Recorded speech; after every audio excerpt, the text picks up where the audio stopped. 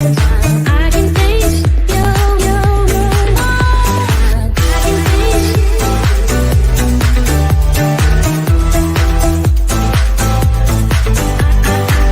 can face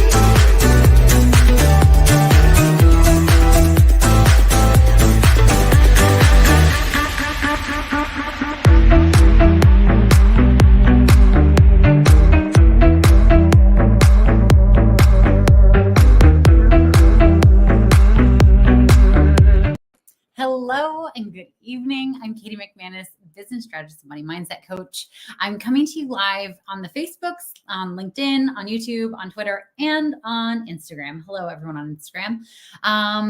Oh, nuts. I just realized I'm going live to the wrong account. All right, well, we're going to end that live. So I'm not going live to Instagram. That's not happening. Shoot, why did I do that? That was dumb. Okay, well, oh well. Anyway, I'm going to get my phone out of the way then. Hi. Talk about technology fun. Hi. So tonight's live, I want to talk about a very, very important topic that touches a lot of my clients, a lot of people who are thinking about working with me, and just a lot of people in my world. And people not in my world. You know, we're living in a digital world right now. And even when we're only doing business in person, there are still people out there who take our money and don't deliver the value. But it is so much easier for people to take our money and not give us value when we're doing things virtually. And I want to talk about that. I want to talk about the different types of people that we can do business with, that we regret doing business with. And I want to normalize this because here's what I see happening a lot. And here's what I personally went through also. A new business owner is all excited about their business. They know that they need to get clients. They know that they need to market. They're like, there's something that they need to do that they don't know how to do. And so they get, people out reaching out to them, offering their services. And some of them seem incredible. Some of them seem so incredible. It's just too good to be true. But, it's a service that's available. And so they sign up and and it goes badly. Like, let's just summarize it, cleanly there. It goes badly. They don't get the results that they want from that one person or from that service provider. And there are a few ways in which this happens. Okay. I broke down in the description for this live, the three different types of people who sell services that aren't great. And I really want to go through the three kinds. Okay. Because here's what happens after the fact, after you realize you've made a bad hire, after you realize you've contracted with the wrong person. You have to rebuild trust with yourself. The trust that's broken with them is one thing, but the trust that you've broken with yourself for making a bad decision is awful. Because here you are, you're starting a business, you are doing something brave, you're doing something you've never done before, and you credit yourself for being a person who makes good choices, who's probably a good judge of other people, and who's smart and capable and can do things. And here you've done something that either wasted money, wasted time and money, wasted time, energy, and money, all the things, and left a really sour taste in your mouth. And probably while you're going through this with this service provider, it was probably weighing on you and distracting you from generating income, right? So it hits you in a bunch of different ways. How I see this with my clients is, usually when a client has gone through something like this, maybe they hired a marketing company or a social media manager or a past business coach. When I talk to them, their first words are, I've hired the wrong people before, so I need this to go really slow. And I want to just point out to you, any service provider that you speak to who is not okay with that is not for you. Okay. This is one of the reasons I never pressure people into working with me. When they say something like that. In general, I don't pressure anyone to work with me. But especially when they have obviously had some broken trust. Okay. Because that is something that they have to reestablish for themselves. And working with me is not going to, making the decision to work with me is not going to do that, because they're always in the back of their mind going to be questioning, is this the right thing for me? Okay. Is this going to turn out like it did last time? Okay. So let's go through like the 3 different types of service providers who take your money and don't deliver value. Okay. Number 1, and when I say take your money and don't deliver value, snake oil. They're selling you a bill of goods. They're selling you something that they cannot deliver on, or they will not deliver on. Now, there are 3 different kinds that I've listed. I'm sure there are more, but these are the 3 that are most common in my world. And I will give some examples. I don't want to call anyone out specifically, but I want you to be able to recognize this when you see it. Okay. So number 1 is probably the most innocuous, and they're usually the ones that charge the least, right? Because they don't know what they're doing. They're the clueless ones. Okay. There's this virtual assistant that someone in my world uses, and they recommend to everyone in their world.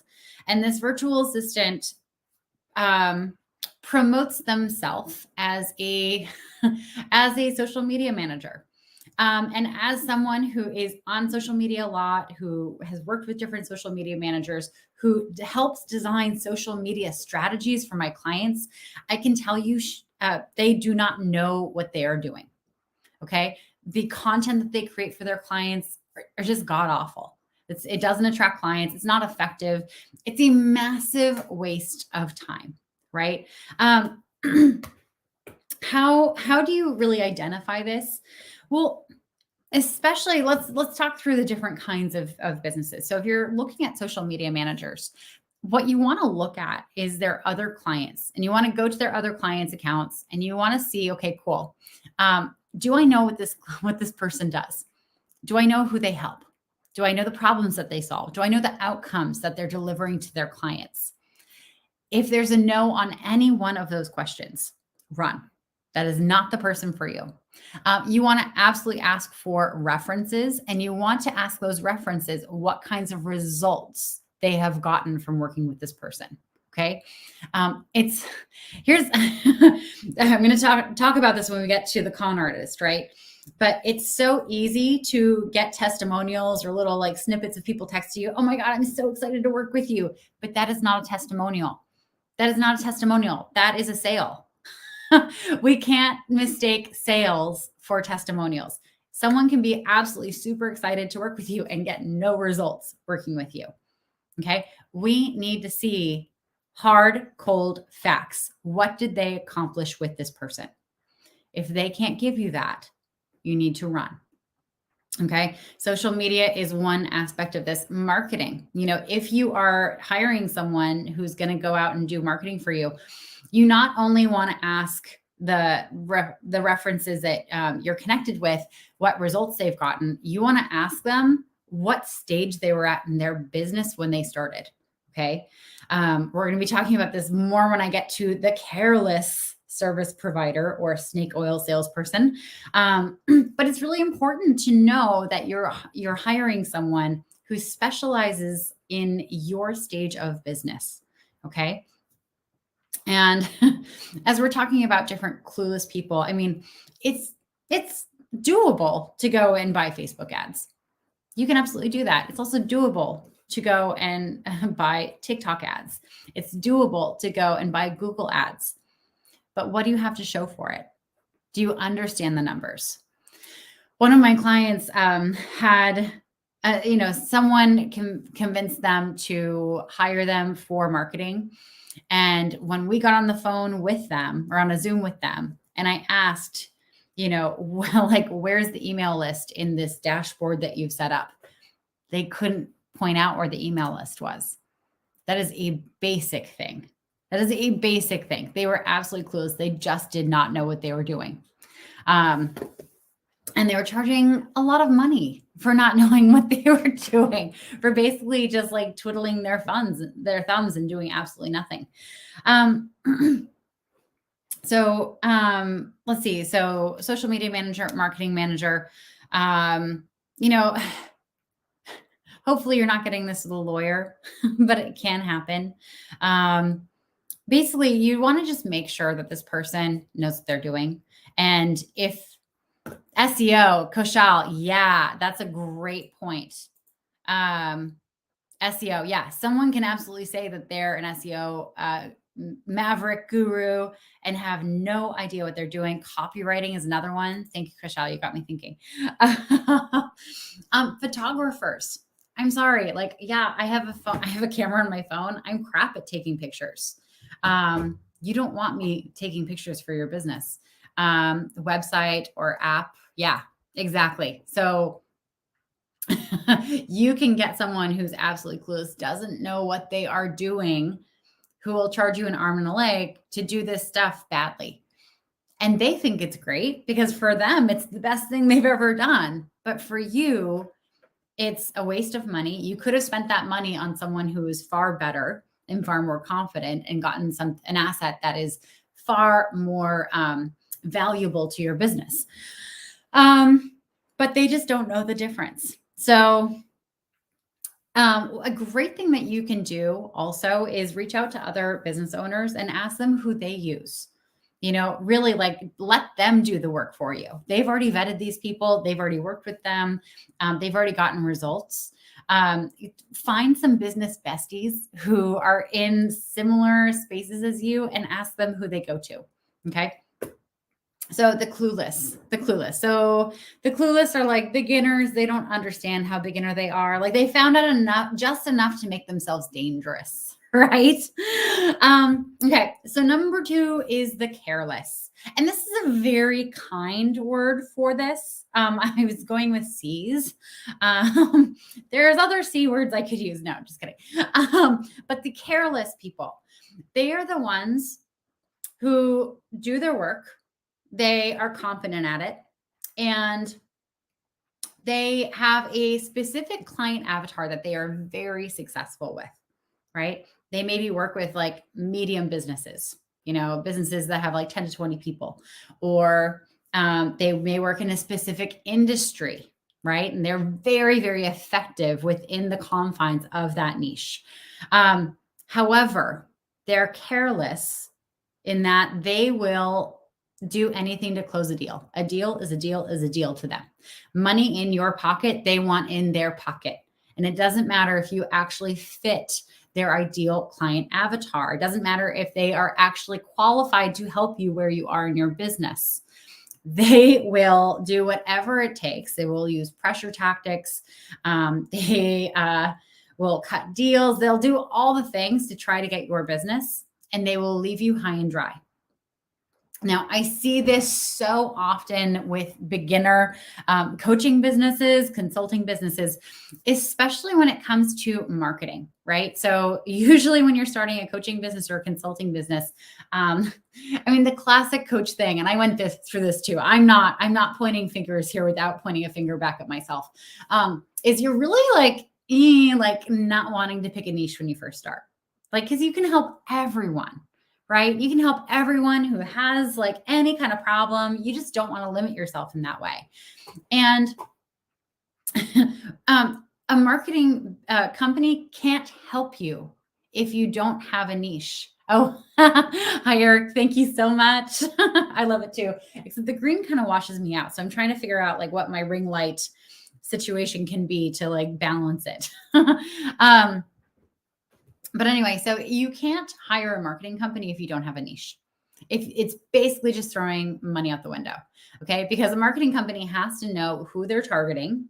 They have to know what problems those specific people have that you're solving, and they have to know what outcomes they want, right? You could absolutely put together a generic marketing plan that's just like, hey, this is so-and-so. So-and-so does stuff.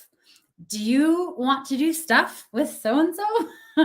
And you can absolutely pay $10,000 to do that, but you don't want to. So a marketing company that's not careless, I want to give an example here. They will actually say no to working with you if you're not clear enough on who you work with. Okay. You want those people.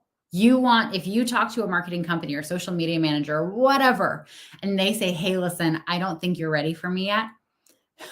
I want you to like write down their name, write down their email, write down their phone number, write down all their contact information and put it in a vault. And when you have that checklist done, I want you to go back to them because they are gold. Okay. They have integrity. You can trust them. Oh, thank you, Eric. You can trust them and they know their zone of genius. They know where they are most effective and they are only going to work with those kinds of clients, right? Oh, I've had so many potential clients. And here's the thing, like by the time clients have gone through some of these things, they have no trust in any service providers, right? So like genuinely, I've had so many potential clients that I've been on enrollment calls with, have absolutely adored, really wanted to work with. And they've just spent so much money on working with these kinds of careless snake oil salespeople that they just can't stomach spending anymore. And sometimes they can't afford to spend anymore on actual help that will actually help them. Now, the careless ones are, I would say, the most dangerous, right? Because they do have real testimonials, right? They do have actual references that they can send you. They know what they're doing, right? It's not like it's a clueless person who you can go through and be like, oh, you don't know what you're doing. I have my friend who speaks your lingo and they say this. No, they know what they're doing. And they know that they actually can't help you. They just want your money. All right. So not a lot of ethics here. Okay. And so that's the careless. Third, the con artist. The con artist. I can't tell you how many fake testimonials there are on the interwebs. Okay. I can't tell you how many events people host where they actually hire actors to be plants in the audience to stand up at some point and be like, oh my God, I signed up for your thing last year and it changed my life. They use really high pressure sales tactics. They use every psychological trick in the book, from having you have sugar before they make their offer. Because by the way, did you know that that is actually a psychological trigger that makes you more likely to buy? Fun fact. They will, my favorite thing for the con artist is when they try to convince you, if you can't afford their program, they try to convince you that taking out a high interest loan to pay for their program, even if you can't afford their payment plan, is good debt. Now, let's have a little moment where we're talking about good debt and bad debt. So good debt is defined as taking on debt that will up your net worth or help you make more money.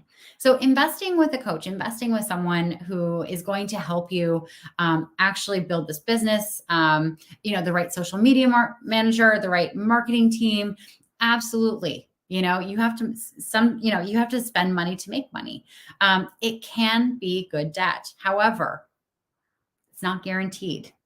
Right. And so anytime you're thinking about taking on debt to hire someone to work in your business, I want you to look at the interest rate. Okay. Because a high interest loan is never going to be good debt. It's never going to be good debt. Right. Often they will really push that, like, well, you don't have it now, but you will. And I can't tell you how many times I've heard people say that they signed up for one of these programs and be so disappointed that they did not make any money or they made a nominal amount of money and it really didn't help them. But then they just ended up with this big bucket of debt. Not cool. No, we don't do that. Run in the opposite direction if you see this. The con artist thing is also those testimonials where it's, I'm so excited to work with you. And all their testimonials are people who have just signed up. They don't have any actual testimonials. They could literally hire people to stand in front of like a white sheet and give testimonials to a camera. You really want to verify that people are who they say they are on the interwebs. And especially like this is one of the reasons why asking for referrals from your friends for good service providers is so valuable. Because, usually they're only going to refer people who they know are effective. And I want to just cop to having hired one of each of these in my business. It sucks. It absolutely sucks. And we haven't even talked about the online like digital courses that like are going to teach you how to run a business and like it's just not the right fit for you. And it's also it jumps over a whole bunch of stuff. We're not even getting there in this live. We're really just talking about these service providers who are taking your money and not giving anything. They're selling that big bill of goods. They're selling snake oil. Now, one of the things that I want you to remember after the fact, because chances are you are going to hire someone like this. Okay. In one of these categories. Okay. You're going to hire someone who's clueless. You're going to hire someone who's careless, or you're going to hire a con artist in some capacity. I'm sorry to break it to you. I want you to know that there's a reason why these people exist is because people make money this way, because they're very convincing, because they can read what your hopes and dreams are. And they're telling you, yeah, I can give that to you. I don't want you to hate on yourself for that. Okay. You have hopes and dreams. You have this thing that you are building. You're doing something scary that you have never done before to make your life better. Okay. You're going to make the wrong choice along the way. Okay. You're not going to be perfect. You're not going to be completely perfect with all your money all the time, right? You're going to make bad choices. It's part of running a business. Okay. Do not hate on yourself. Just learn from this experience. Okay. It's a trial by fire when you start a business. And the worst thing that you can do, honestly, after going through something like this is to vow to never work with anyone again, right? Because you just cut off your nose to spite your face. At some point, hopefully your business is going to be big enough that you're going to have to scale. You're going to have to outsource. You're going to have to hire a team, right? You need to get good at finding the right people so that when you get to that point, you can find the right people and you trust yourself. Okay. We were never taught in school, in any of our jobs, really, unless you worked for like the FBI or something, how to identify someone like this. Okay. We just weren't taught, especially if you're starting a business. Like we weren't taught how to start a business. Stop expecting yourself to know something that you were never taught. Okay. I did not come out of the uterus knowing French, knowing chemistry, knowing advanced algebra. And actually, I still don't know advanced algebra. I have no interest in learning, so please don't offer to teach me. Those are things that I had to learn. And thankfully, things that were taught to me in school. Eric Ritchie, honest word of mouth is the best testimonial ever. Networking. Yep. 100%. And testimonials from people who have actually worked with this person. Okay. The best thing about testimonials is that they have names and faces, right? And so if you're on someone's website and they have a testimonial from so-and-so and there's a picture, go to social media, go and look that person up. If it says that they're a director, go to LinkedIn and search their name, search director, and see if they pop up there. If it's linked, even better, you can verify, you can message them saying, hey, I saw that you gave a testimonial on X, Y, and Z. Do you mind sharing what your experience was like? And another great way to verify that someone's like, who they say they are is to ask them for a reference from someone who absolutely hated working with them. Like someone who is unhappy with with what they got. This will tell you so much, because if what they are upset with is like unreasonable, that's going to tell you a lot about the customer, right? If what they're upset with is that like this person took their money and didn't provide anything, that's also going to be valuable. Yeah, I mean, there are there are so many ways you can verify. But above all, I just want you to know that this happens and it's not your fault. Um, we can all make better choices on everything. I know I could have made better choices at dinner tonight, right? I could have made better choices at the gym this morning. I could have made better choices with my email system. I hate my email system, right? But I've sunk enough into it that I'm probably not changing at any point in the future. But it's just, it's life. It's life. And you're going to make better choices in the future. That's it. You're going to learn from this and you're going to move on. And be gentle with yourself and kind with yourself as always. Anyway, I think that's all I have to say on this topic. Eric and Koshal, thank you both so much for joining. If anyone else popped through and commented and I didn't see your comment, I apologize. Sometimes the connections in the interwebs do not work, and I don't see all comments. But anyway, I hope you found this super helpful, and I look forward to going live with you again tomorrow. Mwah! Have a good night, everyone.